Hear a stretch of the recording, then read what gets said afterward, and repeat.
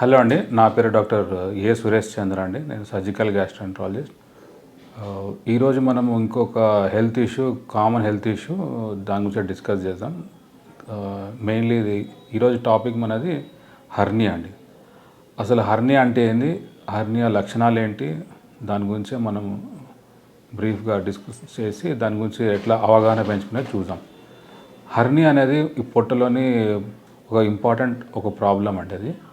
Hernia ఎందుకు వస్తుంది, అసలు హర్నియా అంటే ఏంది? హర్నియా అంటే మన పొట్టలోని అవయవాలు, మన పొట్టకి ఉన్న ఒక వాల్, పొట్టని మస్కులేచర్స్ నుంచి వీక్ అయినందుకు ఈ కంటెంట్స్ అన్నీ బయటికి రావడం వల్ల, అవన్నీ వాటి పొజిషన్లో లేక బయటికి రావడం వల్ల ప్రాబ్లమ్స్ చేస్తూ ఉంటుంటుంది. ఈ కండిషన్ని హర్నియా అంటారు. ఒక్కొక్కసారి ఇది కాంప్లికేషన్స్లో కూడా పోవచ్చు, అప్పుడు ఎమర్జెన్సీ కండిషన్ అయిపోతుంది. సో ఎమర్జెన్సీ అయినప్పుడు లైఫ్ రిస్క్ కూడా పెరుగుతుంది. సో మనము ఈ లైఫ్ రిస్క్ వరకు పోకముందే దీన్ని ఎట్లా డిటెక్ట్ చేయడం కనుక్కొని, సో దట్ దీన్ని ముందే దాని స్టార్టింగ్లోనే ప్రాబ్లమ్ని సాల్వ్ చేసి లైఫ్ కూడా సేవ్ చేసుకున్నది ఎట్లనో ఈరోజు మనం తెలుసుకుందాం. హర్నియా ఎందుకు వస్తుంది?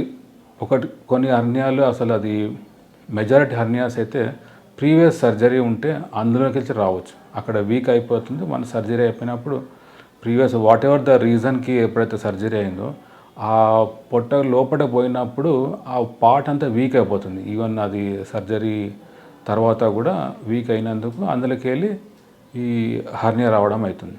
సో దీనికి ఇంకా వన్స్ వాల్ వీక్ అయిపోయింది కాబట్టి ఈ ఈ కండిషన్ ఏ మెడిసిన్ కూడా జనరల్ రెస్పాండ్ కావు ఇంకా.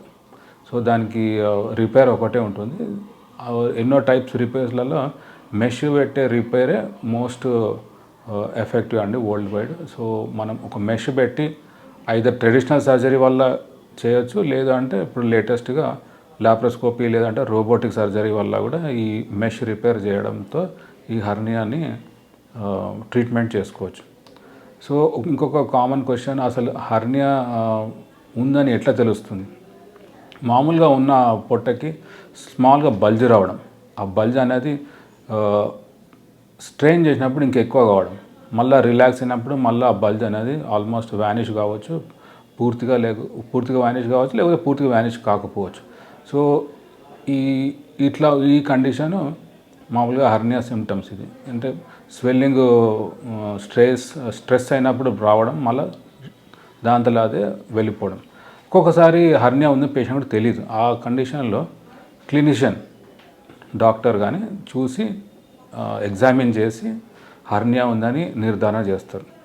జనరలీ ఎగ్జామినేషన్ చాలా మటుకు is sufficient to diagnose hernia. ఒక్కొక్కసారి హర్నియా కాంప్లికేషన్స్ ఉందా, లేదంటే హర్నియాని ఒక్కొక్కసారి చాలా చిన్నగా ఉంది, దాన్ని డిటెక్ట్ చేయని పరిస్థితిలో స్పెషల్ టెస్ట్లు కూడా చేసి స్కాన్లు కానీ సిటీ స్కాన్లు కానీ ఇంకా టెస్ట్లు అవసరమైతే సర్జరీ ప్లాన్ గురించే కానీ పూర్తి నిర్ధారణకు ఒక్కోసారి చేయాల్సిన అవసరం పడుతుంది. సో దట్ ఆ దానికి రిలేటెడ్గా ట్రీట్మెంట్ ప్లాన్ కూడా చేసుకోవచ్చు.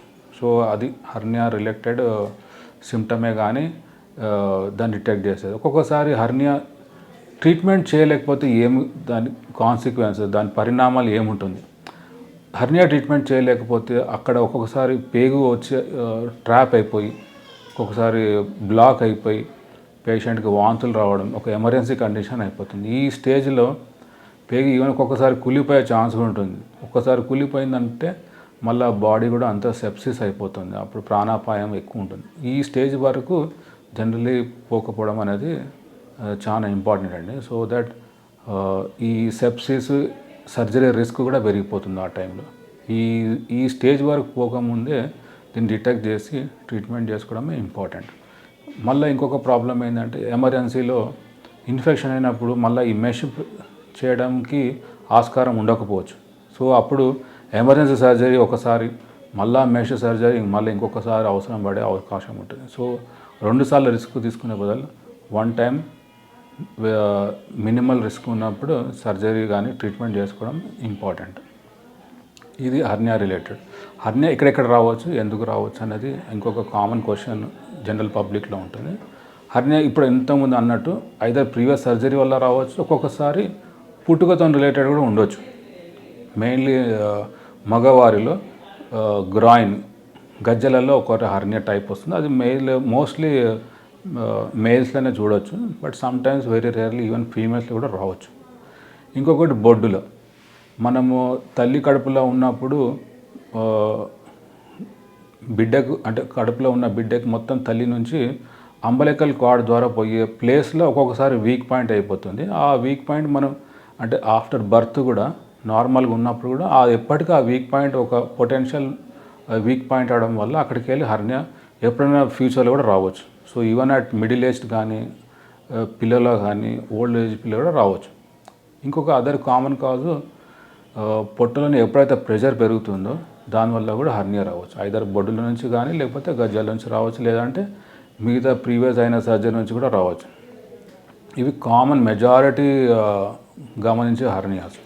ఇంకా కొన్ని వేరే రేర్ హర్నియాస్ కూడా ఉంటుంది. మనకు డయాఫ్రామ్ రిలేటెడ్ హర్నియాసే కానీ, మళ్ళీ ఫిమోరల్ హర్నియా ఉంటుంది, మళ్ళీ లంబార్ హర్నియాస్, ఇవన్నీ very other rare forms of hernias కూడా ఉన్నాయండి. బట్ ఒక్కొక్కసారి వీటిని డిటెక్ట్ చేయడం కష్టం కావచ్చు. సో అప్పుడు మనం కొన్ని స్పెషల్ టెస్ట్ వల్ల వీటిని డిటెక్ట్ చేసుకొని పక్కా ట్రీట్మెంట్ కూడా చేసుకోవచ్చు. ఇదండి హర్నియా రిలేటెడ్. మళ్ళీ మనం నెక్స్ట్ డిస్కషన్లో సమ్ అదర్ కామన్ టాపిక్ గురించి డిస్కస్ చేద్దామండి. బాయ్.